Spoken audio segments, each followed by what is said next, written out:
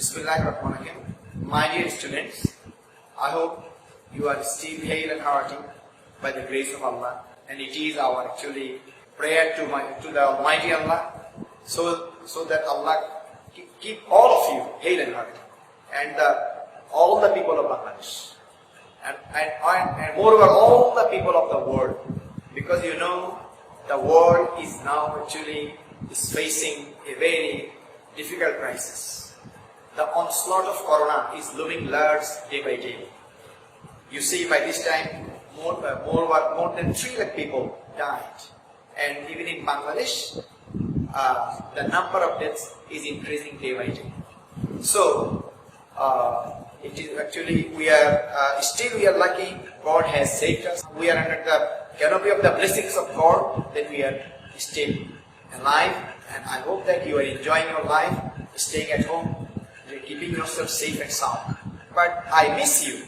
I and our teachers, all of our teachers miss you, because the whole campus is waiting for you. The campus has become very lush, green, full of flowers, and the cuckoo is cooing sometimes, but our students are not before us. And actually we are missing you. Our heart bleeds for you. Our heart aches for you. But we cannot do anything actually. You are seeing us, but we are not seeing you. It gives me great pains.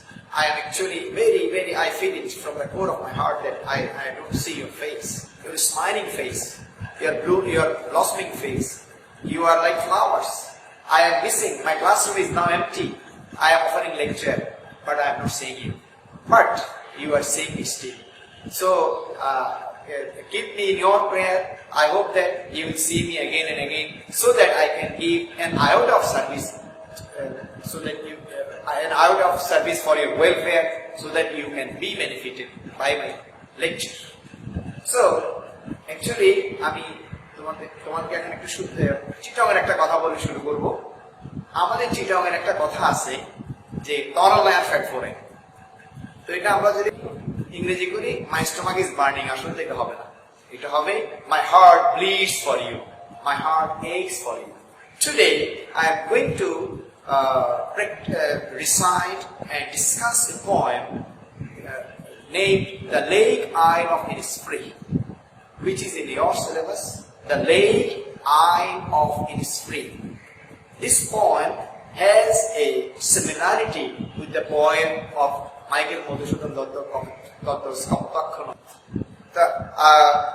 In the Kaptakho note, the poet says, "Shototo he nod, tumi poro mor mone, shototo tomar kotha bhabi ebirole, shototo jemoti lok nishar shopone, shune maya mantra dhoni, tobo kolokole, জোড়াই কান আমি ভ্রান্তির ছলনে, বহু দেশে দেখিয়াছি বহু নদ দলে, কিন্তু এই স্নেহের তৃষ্ণা মিটে কার জলে, দুগ্ধস্রোতরূপী তুমি জন্মভূমি স্তনে." You see, the poet living in London, far away from his homeland, he feels his country, his homeland, his river, the river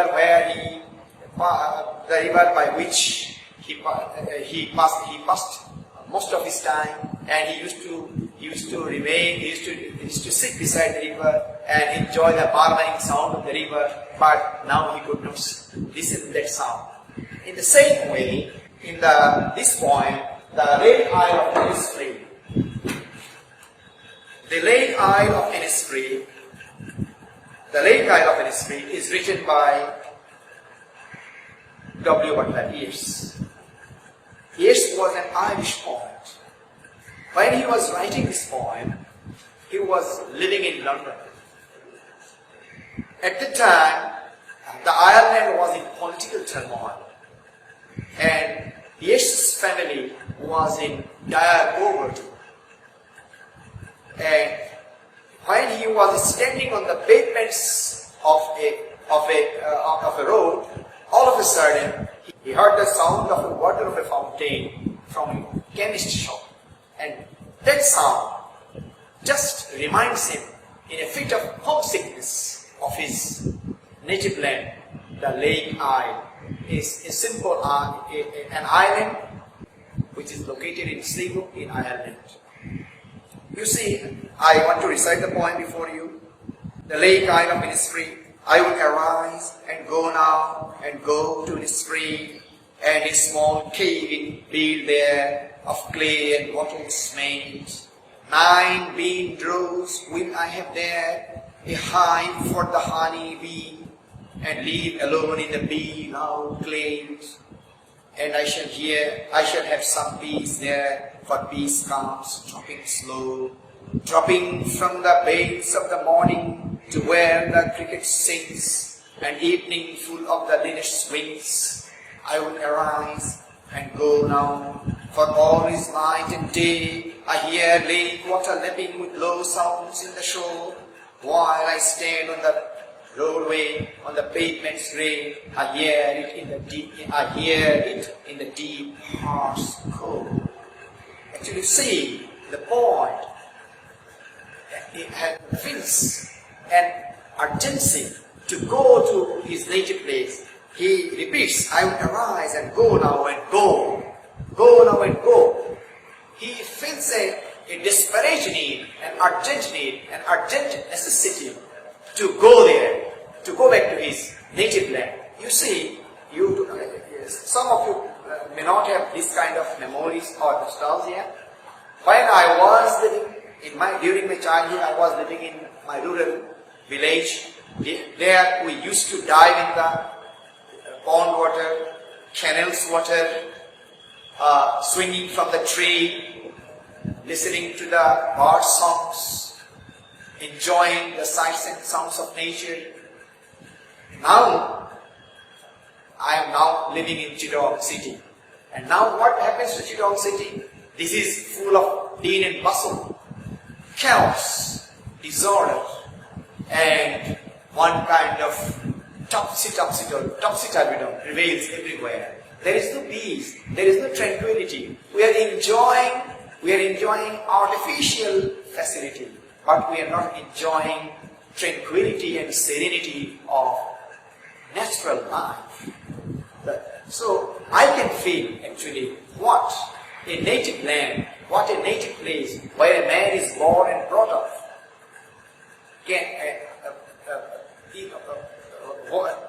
what a native land where a man born and brought up is a great blessing for him.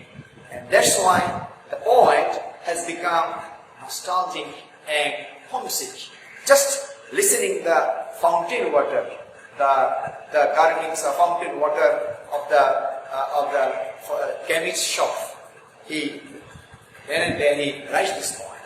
So what we see here, the poet has actually become exasperated, annoyed, bored with living in London city, because London city has become bankrupt, spiritually bankrupt, corrupt, unclean, unwholesome, and though he was living there, he could not enjoy the tranquility, the peace of his mind and heart. He is like Wordsworth. He wants to build up a deep communion with nature, because nature is healing, nature is recuperative, nature can relieve one from the boredom and ennui of modern social life, because the modern social life is lost in dystopian darkness. The modern social life is very corrupt. The modern social life is very chaotic. Okay, here I have given you a guideline. I have shown you the theme of the poem in short, just in point, and I have shown you figures of speech, that means writing poetic diction used by the poet in the poem. You just follow this and you will get idea if you just discuss with the textbook, and it's any explanatory book. Okay, just you follow. You must write this and you have to follow this. You have to know this. You have to learn this. It will help you to understand the poem.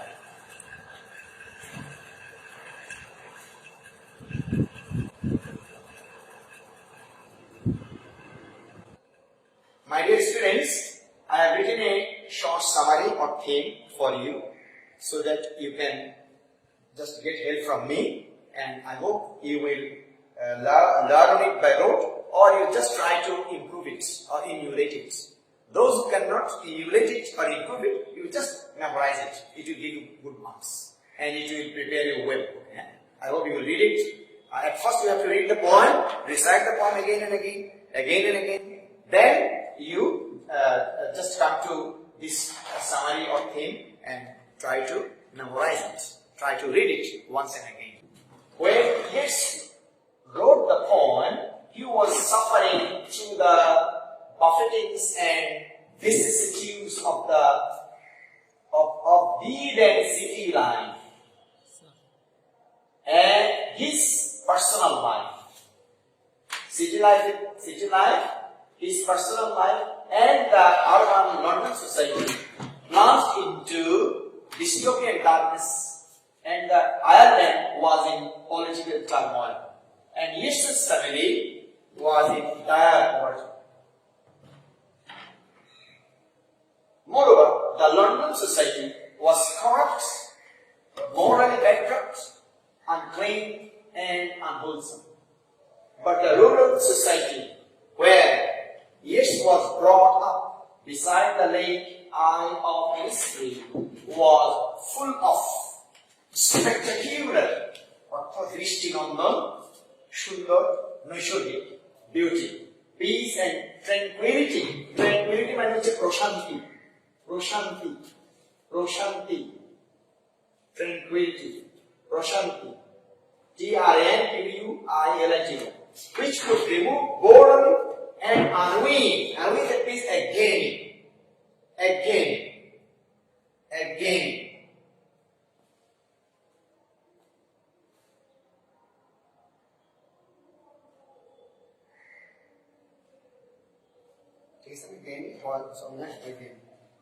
By which Yeats was oppressed, exasperated, virakta, and exhausted. That is why Yeats becomes nostalgic and homesick, and yearns for a solitary and isolated life, living in the idyllic, scenic, and charming environment. He wants to live in deep communion with nature, where peace comes dropping slow. He will enjoy the loneliness in the beloved glades. Above all, he wants to have a spiritual journey to nature when he says, I hear it in the deep heart's core. So, my dear students, thank you all. Pray for us, and we also pray for you. This is the month of Ramadan. You are very innocent, and most of your guardians are very pious. And please pray for us and study seriously, sincerely, because time is ticking off.